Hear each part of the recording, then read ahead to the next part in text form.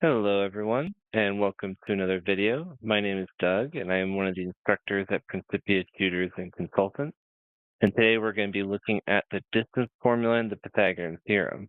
Here you'll see a couple of examples, such as computer monitors, television screens, and some features you can find around the home, such as a staircase. Without further ado, let's dive right on in.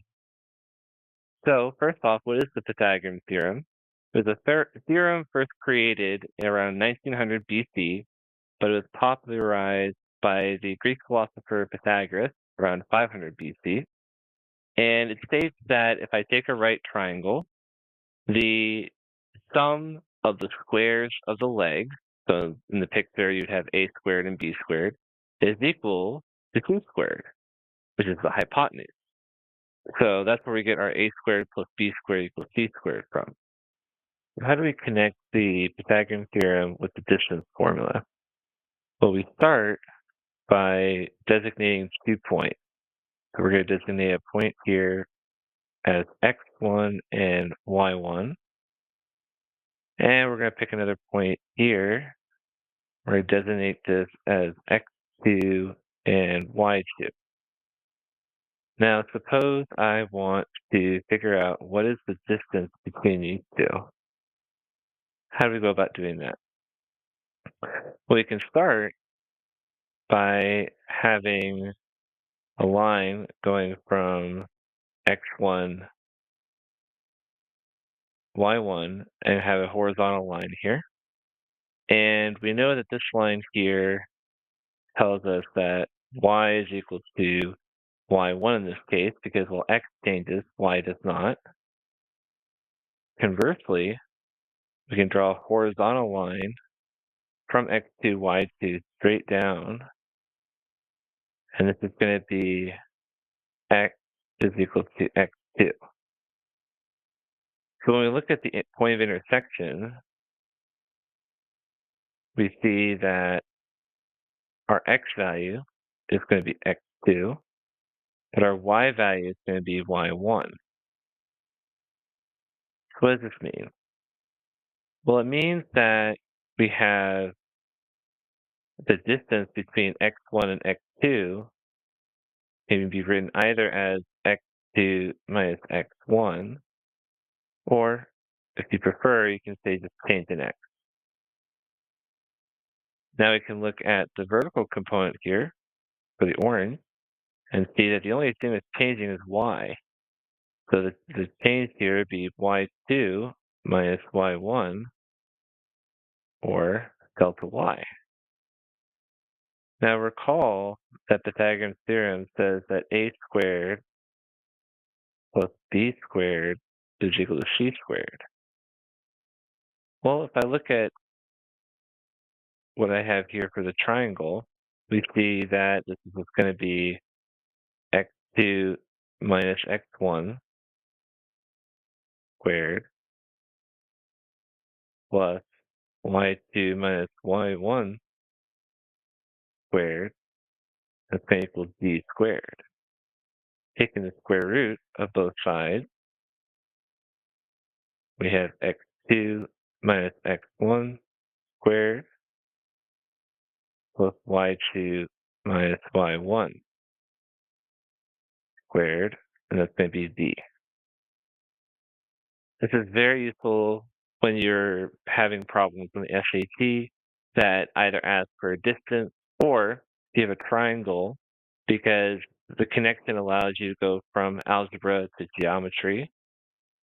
Feel free to stop the video if you would like to try these problems on your own, but I'm going to walk you through the first two and really challenge you on the third one. So to start with, we have the length of a rectangle's diagonal is 5 times the square root of 17, and the length of the rectangle's shorter side is 5. What is the length of the rectangle's longer side? Pause the video, give yourself like a minute or two to try and solve the problem. And let's go ahead and dive right on in. So I like to draw pictures in these scenarios. I'm going to draw myself a quick rectangle. Now it says the diagonal, which is the line that goes from one corner to the other of a rectangle is 5 times the square root of 17. And this angle here is going to be a right angle, which is a rectangle. Now it says the length of the rectangle's shorter side is 5, and we need to try and solve for the longer side. Well, now I have a right triangle kind of inside this rectangle, and so therefore I can write the following, that 5 squared plus x squared is equal to 5 square root of 17 quantity squared. Or I could say that 5 squared plus x squared is equal to 5 squared times the square root of 17 squared. That means I have 25 plus x squared is equal to 25 times 17. If 4 quarters equals $1, that means 25 times 4 is 100.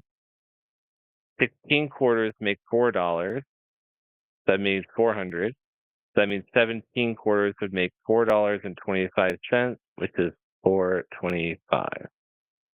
Now I can subtract 25 on both sides. Take the square root, and I get 20. Now, when taking the square root, we could, in theory, take the negative, but our distance can't be negative, so we had to take the positive square root. How'd you do? All right, that was question 1. Here's question 2. An isosceles right triangle has a hypotenuse of length 58 inches. What is the perimeter in inches of this triangle? Pause the video and give yourself a minute. Try and solve it on your own. All right, so as I did in the last problem, I'm going to draw myself a picture. So it's an isosceles right triangle. I'm going to draw my right angle. And because it's isosceles, we know these two have to be the same. And it says my hypotenuse is 58. So the relationship I can write is x squared plus x squared equals 58 squared. Or 2x squared is equal to 58 squared.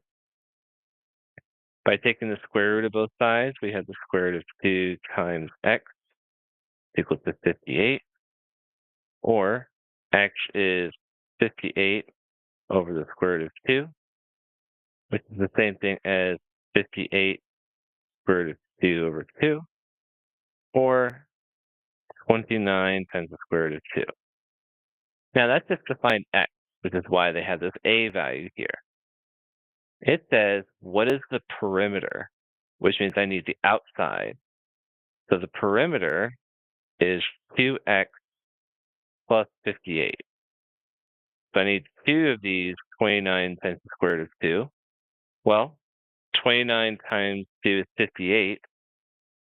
So therefore, our answer is going to be C. How'd you do? Let's try a harder problem. A 3-dimensional rectangular prism has the dimensions of 6 feet by 8 feet for its base and 24 feet for its height. How far is it from one corner of the prism to the opposite corner? So for this problem, we have our rectangular prism down below, and we want to find the distance essentially between these 2 blue dots. So we need to find out what this distance is. The challenge is we can't use our Pythagorean theorem to directly find the answer. But what we can do is we can find the distance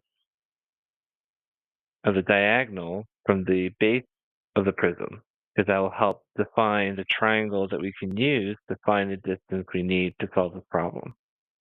So to illustrate, I can make myself a triangle that is 8 feet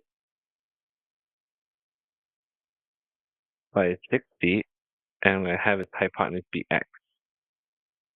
So the formula goes 6 squared plus 8 squared is equal to x squared. So we have 36 plus 64 is equal to x squared. So 100 is going to equal x squared. And so that means we have 10 feet.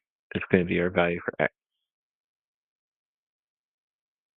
So next, since we have our diagonal from its base, we can now draw a new triangle.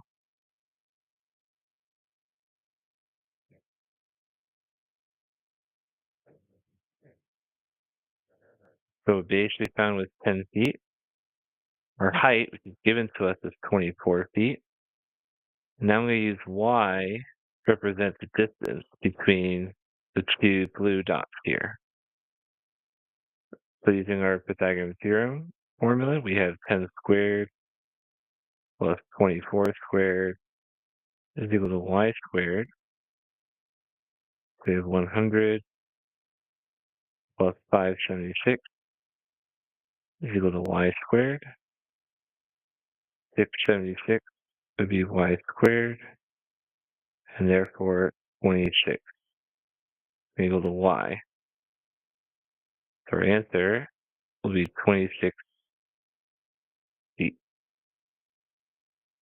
So in summary, we found that we can use the distance formula the same as the Pythagorean theorem.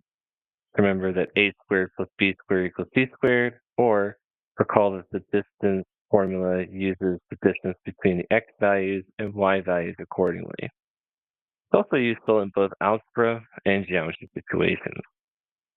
Thanks for watching, and I'll see you in the next video.